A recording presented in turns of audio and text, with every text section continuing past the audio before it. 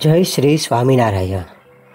ભગવાન શ્રી સ્વામિનારાયણનું અદ્ભુત અને દિવ્ય ચરિત્ર આજે આપણે સાંભળવું છે.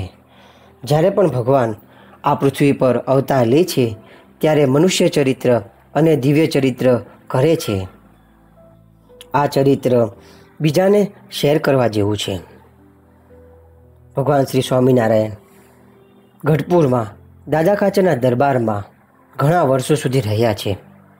આજે પણ એ દરબારગઢ એવો ને એવો મોજૂદ છે.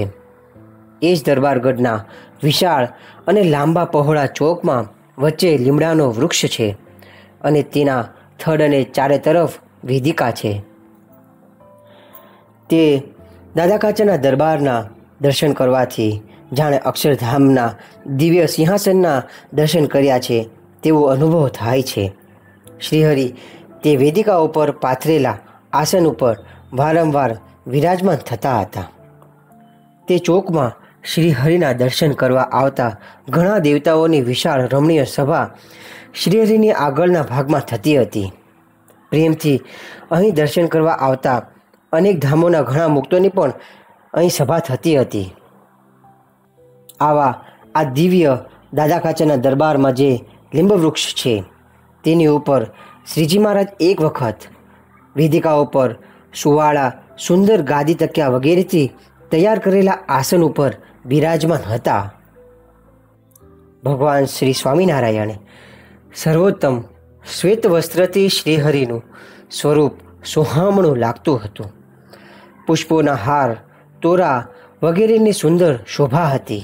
તે સમયે શ્રીહરિની આગળ 5-7 સંતો બેઠા હતા. દાદા ખાચર, એભલ ખાચર બેઠા હતા. તેમજ સ્ત્રી હરિભક્તોમાં જીવુબા, લાડુબા અને રાજબા વગેરે બહેનો પણ થોડે દૂર બેઠા હતા. તેમજ શ્રીહરિના પાર્ષદો પણ ત્યાં બેઠા હતા. તે સમયે એક ગાડું, બળદગાડું ત્યાં આવ્યું. કરીમ ભક્ત નામે એક ખોજા સત્સંગી સરદાર ગામથી આવ્યા. તેની સાથે નાથા નામનો તેનો મૂંગો ભત્રીજો પણ હતો. તે સિવાય હાથે ઠૂઠો અને પગે લંગડો હસન નામે બુદ્ધિમાન બીજો ભત્રીજો હતો. ધીમે ધીમે ગાડું દાદા ખાચરના દરબાર તરફ આવ્યું. કરીમ ભક્તે તે બંને બાળકોને બળદગાડીમાંથી નીચે ઉતર્યા. તેમને સાથે રાખીને શ્રીહરિ પાસે આવ્યા, પગે લાગ્યા અને તે બાળકોને ત્યાં રાખ્યા. કરીમ ભક્તે સુંદર 2 બળદ, ગાડી અને રોકડા રૂપિયા વગેરે જે કાંઈ હતું તે બધું શ્રીહરિને અર્પણ કરી દીધું. સદગુરુ શ્રી દેવાનંદ સ્વામી સભામાં જ્યારે બિરાજમાન હતા. તે દેવાનંદ સ્વામી સંન્યાસી ત્યાં બેઠા હતા. તેઓ ઘણા દયાળુ અને અનેક પ્રાણી માત્રના મિત્ર હતા. તેમણે બંને વિકલાંગ બાળકોને જોયા અને એક શ્લોક બોલ્યા, જેની કૃપાથી મૂંગો બોલતો થાય છે અને પાંગળો પહાડ ઉપર ચડે છે તે પરમ આનંદ સ્વરૂપ લક્ષ્મીપતિ પરમેશ્વરને હું વંદન કરું છું. આ શ્લોક સાંભળીને શ્રીજી મહારાજ મંદ મંદ હાસ્ય કરવા લાગ્યા અને બોલવા લાગ્યા, તે તમારે તે ભગવત કૃપાની અદ્ભુતતા જોઈ છે સ્વામી? ત્યારે તેમણે કહ્યું, આવું આશ્ચર્યભર્યું આપનું ચરિત્ર જોવાની ઈચ્છા કોને ન થાય, અને આવી ઈચ્છા જેને ન થાય તે તો નર પશુ ગણાય. તે જોવાની ઈચ્છા તો અમને ઘણી છે, માટે તે અદ્ભુતતા અમને બતાવો. પછી શ્રીજી મહારાજે પાર્ષદ શ્રી ભગોજીને કહ્યું, અત્યારે તમે કોઈ ચકલી પકડીને આ નાથાના મોઢાની આગળ રાખીને તેને બોલાવો.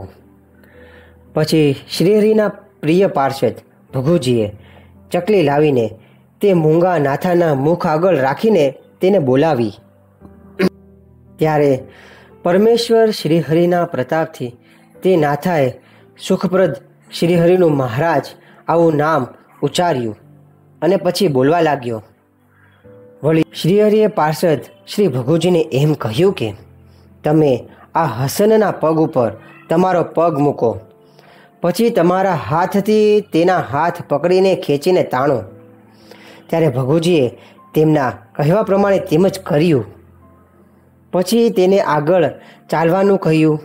ત્યારે તે 10 ડગલા દૂર જઈને પાછો આવ્યો અને તે પછી પ્રેમથી શ્રીહરિને પગે લાગ્યો. પછી શ્રીહરિએ પોતાના ભક્તોના કાળ આદિક તરફથી આવતા ત્રાસને નાશ કરનારા પોતાના હસ્તકમળ હસનના બંને હાથ ઉપર ફેરવ્યા.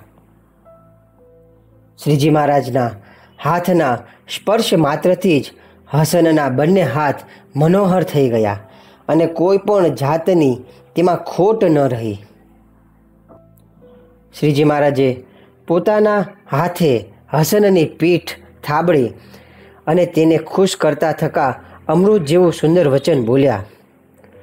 શુદ્ધ બુદ્ધિવાળા આ હસનને સારા અધ્યાપક પાસે ભણાવો. તેનાથી આ ઘણો જ હોશિયાર થશે. લેખન કળામાં આ ઘણો કુશળ થશે. તે કળામાં આનાથી કોઈ ક્યારેક આગળ વધી શકશે નહીં. ભક્તોની રક્ષામાં દયાના સાગર જેવા શ્રીહરિએ પોતાના પ્રતાપથી મૂંગા નાથાને વાણી બોલવામાં વિચક્ષણ કર્યો. તે જ રીતે શ્રીહરિએ બીજે ક્યાંય જોવા ન મળે તેવા પોતાના પ્રતાપથી પાંગળાને ચાલતો અને ઠૂંઠાને હાથવાળો કર્યો. આ પ્રમાણે ભગવાન શ્રી સ્વામિનારાયણ પોતાના ભક્તોનું રક્ષણ કરવામાં તત્પર મનવાળા શ્રીહરિએ પોતાના ભક્તોના માનસિક પીડા અને રોગ વગેરે સર્વ દુઃખોનો વિનાશ કર્યો છે. આ રીતે શ્રીહરિએ નાથાના વિકલાંગતા ટાળી અને હસનને બોલતો કર્યો. તે જોઈને સંન્યાસી શ્રી દેવાનંદ સ્વામી ખૂબ જ ખુશ થઈ ગયા. આ દ્રશ્ય દરબારગઢમાં જેણે જેણે જોયું તે ખૂબ જ આનંદ પામ્યા અને બધાને આ વાત કહી. આવી રીતે શ્રીહરિએ પોતાનું અનુપમ શુભ ઐશ્વર્ય બતાવ્યું. તેને દેખીને સભામાં બેઠેલા સમગ્ર ભક્તોના હૃદય આનંદથી ભરાઈ ગયા અને અદ્ભુતતાને અનુભવીને શ્રીહરિને અક્ષરથી પર અને સર્વ અવતારોનું કારણ માનવા લાગ્યા. જય શ્રી સ્વામિનારાયણ.